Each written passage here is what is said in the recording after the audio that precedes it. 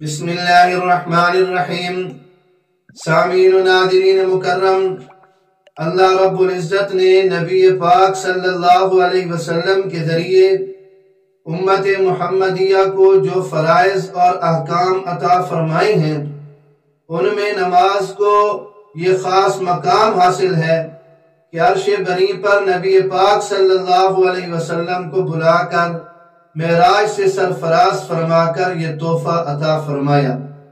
نماز کی پابندی ہر مسلمان پر ہر حالت میں لازم ہے۔ غفلت سستی کی وجہ سے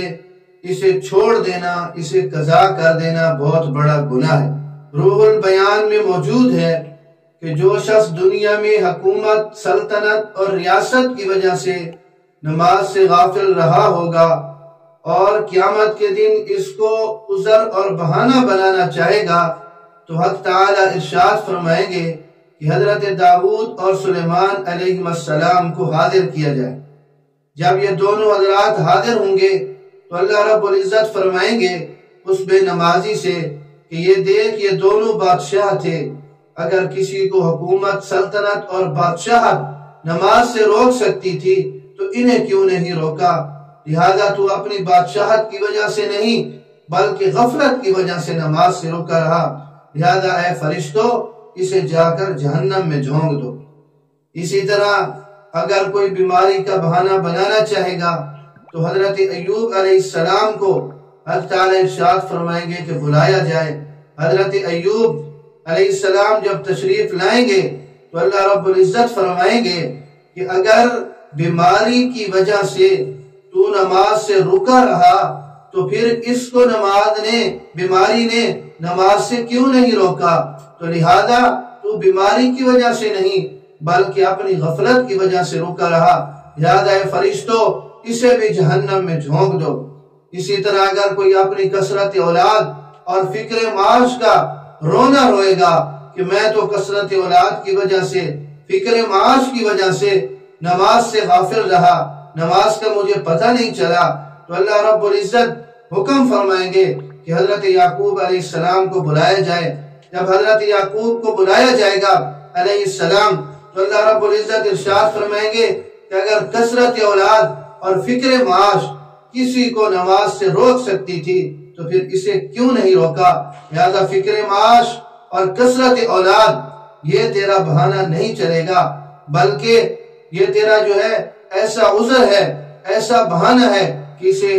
کوئی جو ہے وہ قبول نہیں کیا جائے گا، بلکہ تو اپنی غفلت کی وجہ سے نماز نہیں پڑھتا تھا، لہذا حکم دیا جائے گا اے فرشتو اسے بھی جہنم میں جھونک دو۔ اسی طرح اگر کوئی عورت اپنے خاوند کے ظلم و ستم کا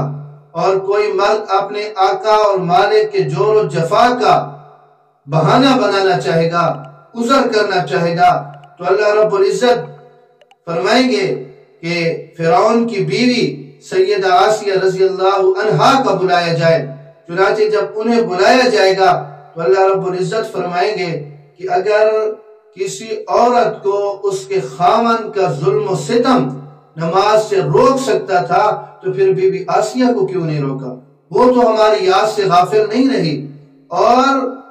اس کے خاوند سے بڑا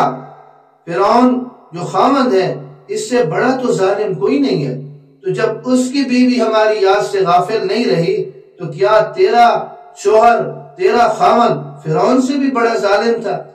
اور مالک اور آقا کے جو ظلم و ستم کا بہانہ بنانا چاہے گا، اللہ رب العزت فرمائیں گے کہ یہ دیکھو فرعون کی بیوی، اس کا مالک اور اس کا آقا تو بہت بڑا ظالم تھا، یہ اگر ہماری یاد سے غافل نہیں رہی تو معلوم یہ ہوا کہ خاوند کا ظلم و ستم یا آقا اور مالک کا ظلم و ستم یہ تمہیں نماز سے نہیں روکتا رہا بلکہ تمہاری اپنی غفلت ہے، لہذا حکم دیا جائے گا اے فرشتو جا کر اسے بھی جہنم میں جھونک دو۔ اور جب بے نمازی دوزخ میں داخل کر دیے جائیں گے تو ان سے پوچھا جائے گا ما سلککم فی سقر، کون سی چیز ہے جس نے تمہیں جہنم میں داخل کر دیا؟ تو وہ ایک جواب دیں گے اور وہ جواب یہ ہوگا قالوا لم نک من المصلین، کہ ہم نماز نہیں پڑھتے تھے۔ تو نماز جیسی عظیم الشان عبادت، نماز جیسا عظیم الشان حکم، نماز جیسا عظیم الشان فرض یہ مسلمان پر لازم ہے، ہر حال میں اسے ادا کرنا ہے۔ اسے ادا کیے بغیر ہمارا اسلام، ہمارا ایمان مکمل نہیں ہے۔ اللہ رب العزت ہمیں نماز کی پابندی نصیب فرمائے۔